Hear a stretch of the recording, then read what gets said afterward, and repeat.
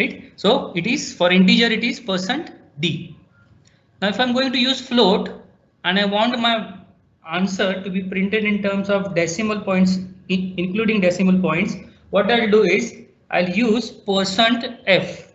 So this will represent that whatever the output to be represented on the screen, on the monitor screen, will be in terms of this float. If I want to print it in double, it will be LF. If I want to print the output in character, it will be %C. Right? So note down these different data types according to their bytes, size in bytes, and their format specifiers, which we are going to use it in the programs, right? So this will be all a default part. If you are going to use any of these data types, remember their sizes in bytes, and while writing the program, remember the representation also. Okay.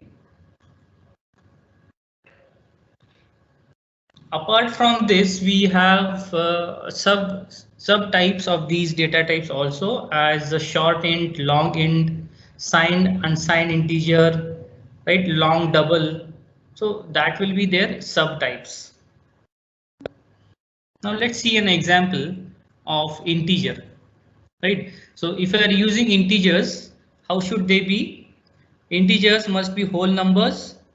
They can be 0, positive as well as negatives, but with no decimal values, because if we include decimal values, it will be treated as either float or as double, right? So you need to make sure that while entering the integers, it must be in this format, right? Suppose you want to start a value with 0 and want to see a counter program which goes on increasing by 1, right? So you have to start from 0. So int I equal to 0 can be a variable from -5 or from 10 or any value except the decimal values, it will be considered as integer, right? So this is an example here. We have seen int id. So id will be my variable and int will be my data type. So what will be the size? Depending on the compiler, 2 bytes or 4 bytes.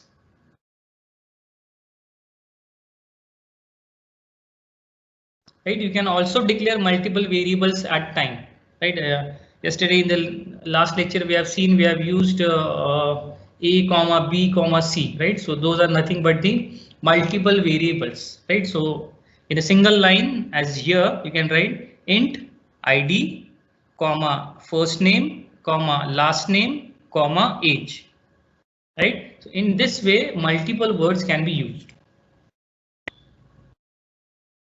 Now let's see another data type as float and double, right? There's a difference between this. The representation in the memory is the same, right? So they are used to hold the real numbers, where you can see here for both float and double, the representation is same, that is with decimal values. So the values might be 2.3, 5.5, -2.3, -5.5, 0.0, anyhow, right? So same concept as of integers here, but with decimal points.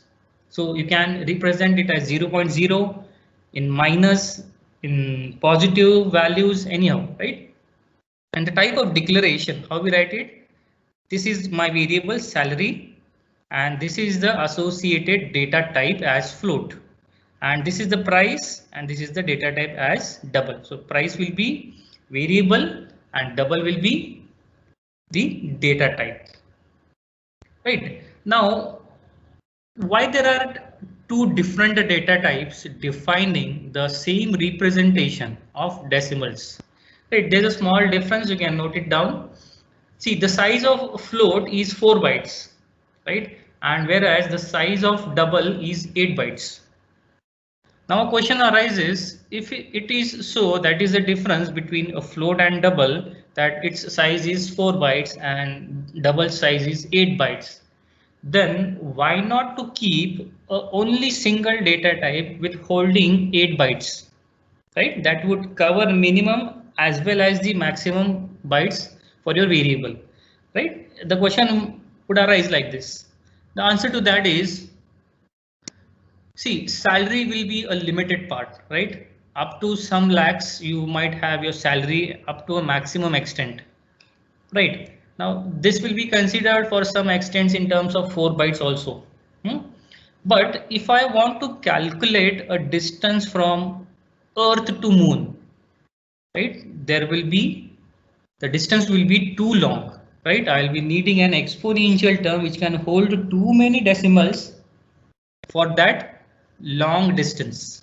In such case, I can use double, or long double, right? So if I'm using only one parameter, one data type for my variable, which holds a salary as well as calculates the distance between Earth to Moon, the drawback of using such type of data type will be that I need to allocate such huge bytes of memory just to calculate the salary.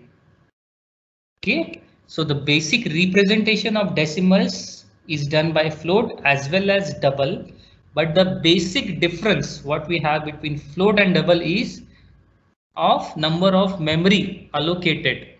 Float will have 4 bytes, whereas double will have 8 bytes.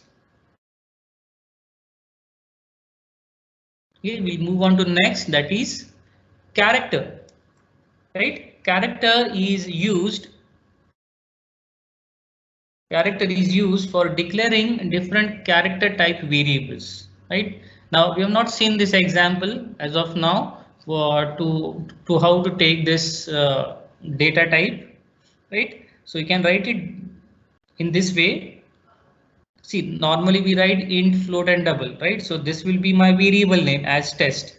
So what value I'm storing? I'm storing j. Now j is a character from the perspective we see, right? What compiler or the computer machine will think? It will think this as a data value, right? Now, how can you say that j as a character will represent a value? Right, that would be a very valid question because j will have its ASCII value. Any character here you can see these all words, these bullets, the representation on from this diagonal monitor screen is all in terms of pixels.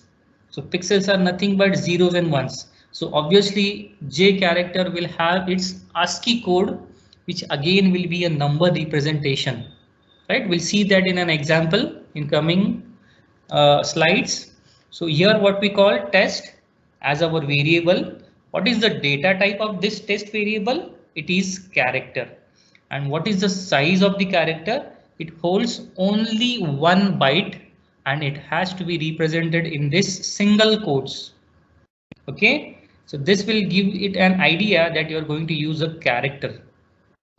Now if I write a word here, as in not J, but some as you can say name, right? Even if I write NAME here, it will take the only first letter, only N. If I'm writing here as NAME, it will take only N, the very first letter in that entire word, because as soon as you try to assign name NAME to test variable, which is of type character, it has only 1 byte memory to store in it.